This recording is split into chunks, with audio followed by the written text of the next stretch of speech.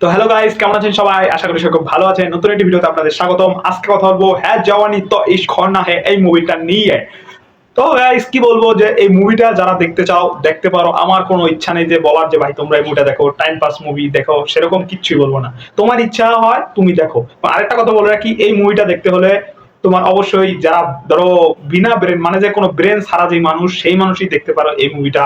যে ওইসব মুভি পছন্দ করে না ভাই অনেকে, যে ভাই ব্রেন ডট মুভি মানে যে কোনো এই কোনো ব্রেনের কোনো এই জায়গায় খরচ করা লাগবে না এবং তোমার যেটা মন চায় সেটা ভিতরে দিয়ে দিছে মুভির ভিতরে, সেই রকম যদি মুভি দেখতে চাও এই মুভিটা তোমার জন্য পারফেক্ট। তুমি দেখলে দেখতে পারো, সেটা আমার বিষয় না ভাই। আমি শুধু মুভিটা রিভিউ করব। আমি যে দেখেছি সেটাই অনেক কষ্টের।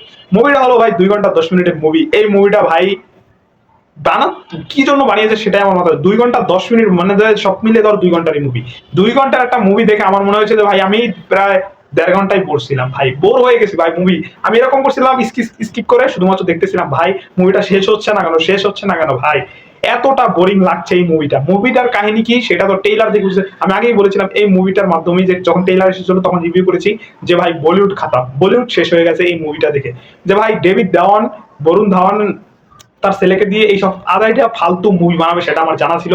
এবং ভাই গোবিন্দার ডাবল কপি, মানে গোবিন্দা যে অ্যাক্টিং করতো না সেই অ্যাক্টিং এই জায়গায় বরুণ ধাওয়ান করেছে। তার সেটে গিয়ে তিনি শিখেছে গোবিন্দার অ্যাক্টিং।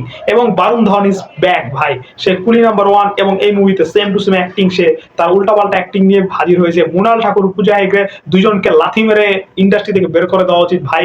সাউথ ইন্ডাস্ট্রি থেকে বলছি, কারণ সাউথ ইন্ডাস্ট্রিতে পূজা হেগড়ে বলো, মৃণাল ঠাকুর বলো, তাদের দুইজনের যে একটা নাম আছে, তারপর তারা যেমন অ্যাক্টিং করে, তার মুভিতে পারফেক্ট ভাবে এই জায়গায় অ্যাক্টিং সবকিছু করতে পারে।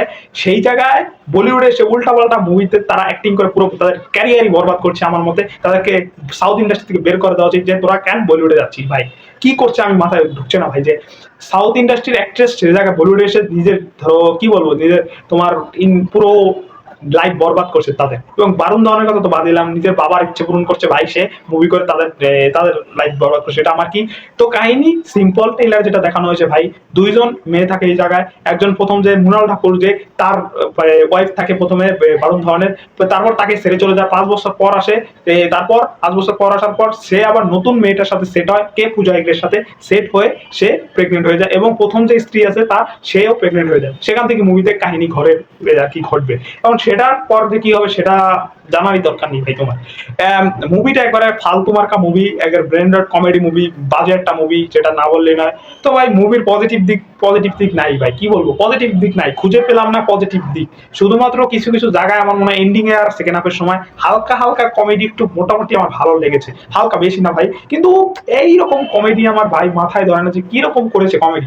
মানুষকে জোর করে হাসানোর চেষ্টা করছে ভাই, হাস তুই হাস, তোকে না আসলে তোকে টাকা দেবো না, সেই জন্য এরকম মারছে।